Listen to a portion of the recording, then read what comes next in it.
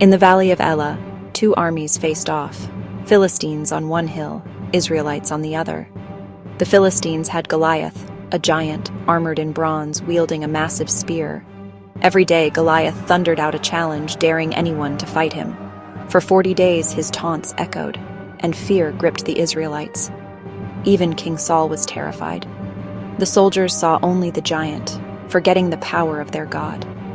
Sometimes our problems feel just as big, shouting at us, making us forget God's promises. But God had a plan. It wasn't a mighty warrior who would change everything, but a young shepherd boy. In the midst of fear, hope was on the way. The hero was coming, not with armor, but with faith. The story of David and Goliath was about to begin.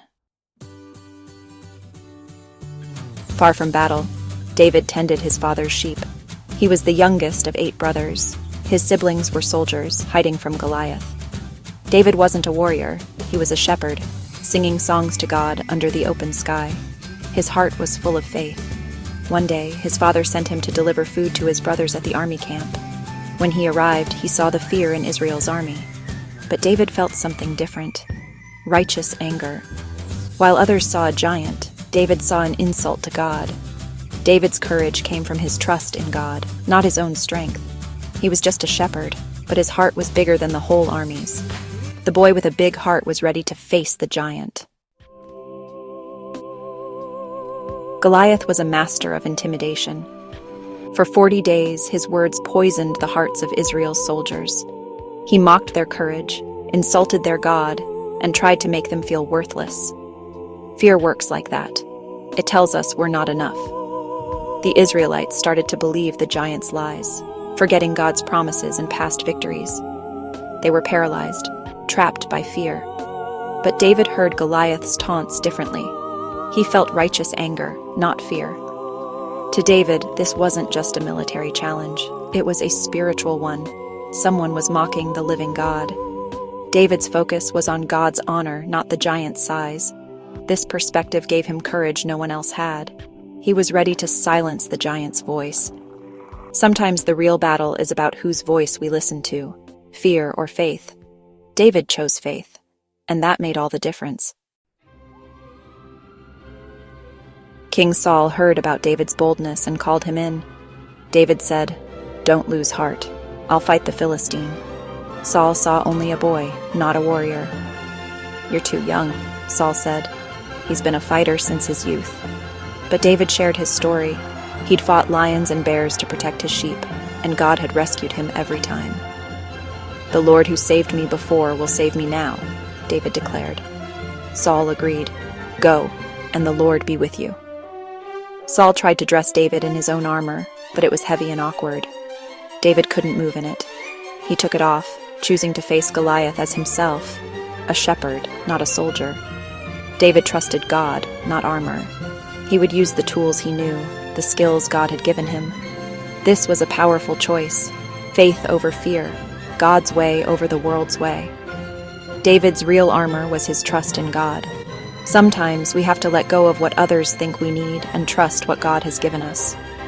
David stepped onto the battlefield, not with armor, but with faith. He was ready to face the giant as he was. God would do the rest. The world's armor wasn't needed. Faith was enough.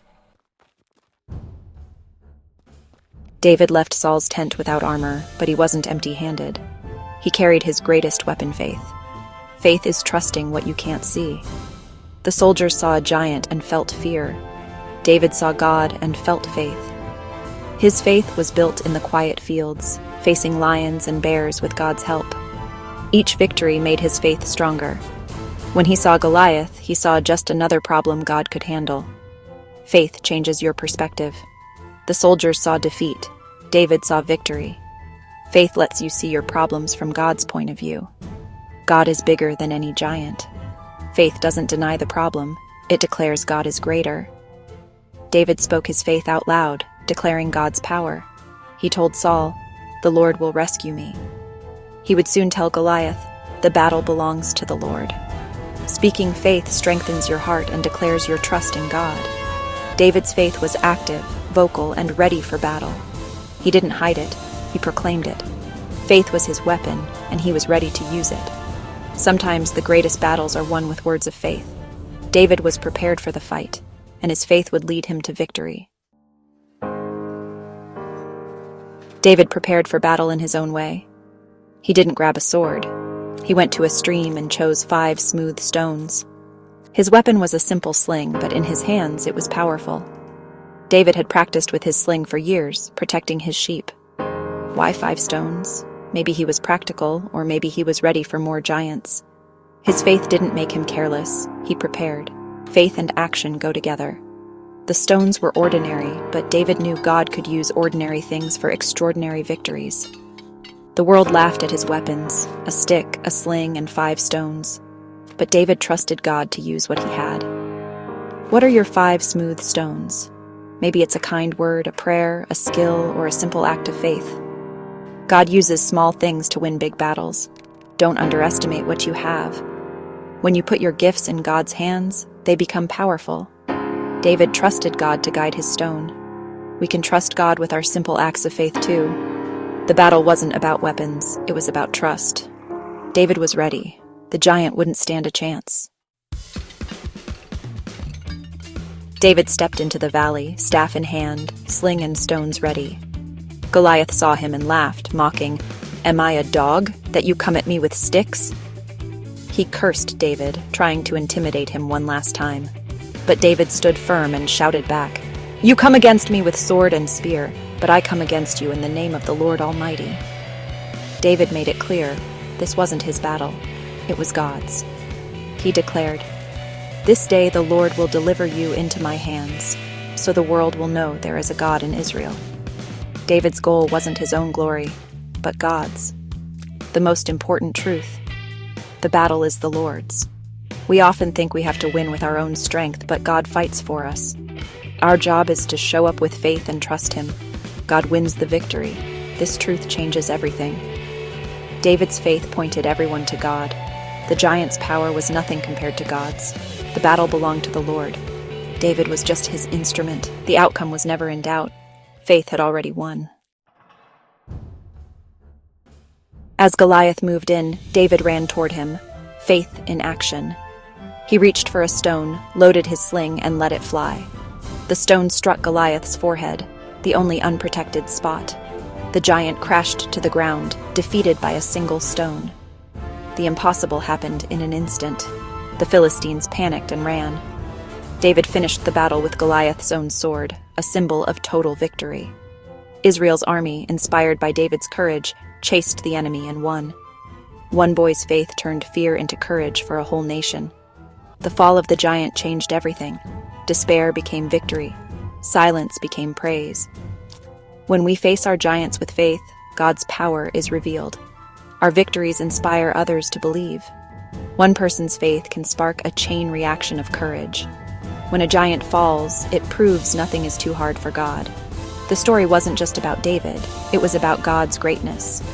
The valley that echoed with fear now rang with shouts of victory. God had won the battle. The impossible became possible.